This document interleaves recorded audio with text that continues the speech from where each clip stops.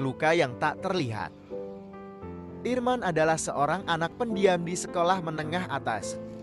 Sejak kecil, dia terbiasa menyendiri dan lebih senang menghabiskan waktu membaca buku di perpustakaan daripada bermain dengan teman-teman sebayanya. Namun, hal ini justru membuatnya menjadi sasaran empuk bagi para pembuli di sekolahnya. Mereka menganggap Irman aneh, lemah, dan tak punya nyali untuk melawan. Setiap hari, Irman harus menghadapi hinaan, ejekan, dan kadang-kadang kekerasan fisik dari sekelompok siswa yang dipimpin oleh Rio, anak yang populer dan berpengaruh di sekolah. Rio dan teman-temannya kerap mengejek Irman dengan sebutan si gila buku atau si penakut. Mereka merampas buku-bukunya, mendorongnya ke dinding, dan terkadang membuang barang-barangnya ke toilet. Irman hanya bisa menahan rasa sakit dan malu, berusaha mengabaikan mereka, dan melanjutkan hidupnya dengan tenang. Tapi di dalam hatinya, ada luka yang semakin dalam setiap harinya. Suatu hari, saat sedang duduk sendirian di taman sekolah, Irman mendengar suara di kepalanya, suara yang asing, tapi juga terasa akrab. "Mengapa kau diam saja, Irman? Sampai kapan kau akan membiarkan mereka menginjak-injak harga dirimu?" Suara itu bertanya dengan nada tenang namun tajam. Irman terkejut. "Siapa ini? Apakah aku mulai gila?" pikirnya. "Bukan, aku bukan kegilaanmu. Aku adalah dirimu yang sebenarnya, yang telah kau kubur dalam-dalam karena ketakutanmu," jawab suara itu.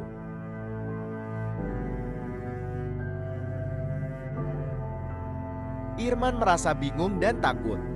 Ia mencoba untuk tidak memikirkan suara itu. Tapi semakin ia mencoba mengabaikannya, semakin sering suara itu muncul. Suara itu mulai mengajaknya berdiskusi, berdebat, dan kadang-kadang memberi saran yang mengerikan.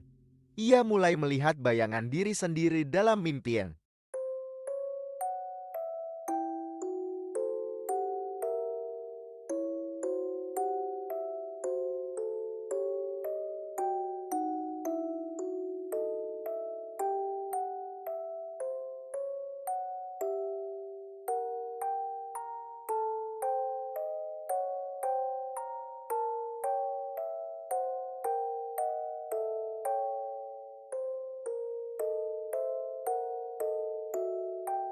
Bullying yang dialami Irman semakin parah.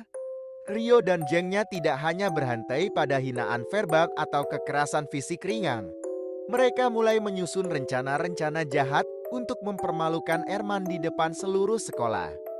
Puncaknya, mereka memaksanya minum air dari toilet di kantin saat jam istirahat. Semua orang tertawa melihat Irma yang terpaksa melakukannya dengan air mata yang jatuh di pipinya.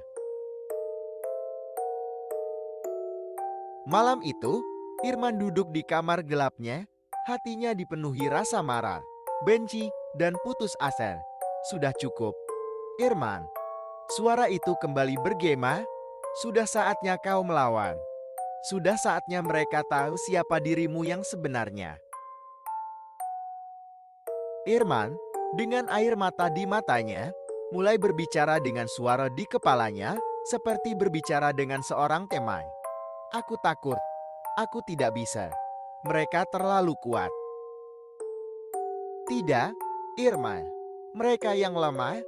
Mereka menggunakan kekerasan untuk menyembunyikan ketakutan mereka. Kau lebih kuat dari yang kau kira. Izinkan aku membantumu." Irman mulai merasakan kekuatan baru dalam dirinya, kekuatan yang gelap dan menakutkan. Ia tahu bahwa ini bukanlah jalan yang benar, tapi ia juga tahu bahwa ia tidak bisa terus menjadi korban. Ia memutuskan untuk membiarkan bayangan kelam itu mengambil alih. Hari demi hari, Irman berubah.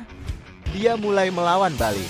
Bukan dengan cara yang sama seperti yang dilakukan Rio dan gengnya, tetapi dengan cara yang lebih cerdik dan lisih. Ia membuat rencana-rencana cermat untuk mempermalukan mereka satu persatu, membuat mereka merasakan apa yang selama ini dia rasa. Rio mulai ketakutan dan menyadari bahwa dia telah bermain dengan api. Namun, itu sudah terlambat.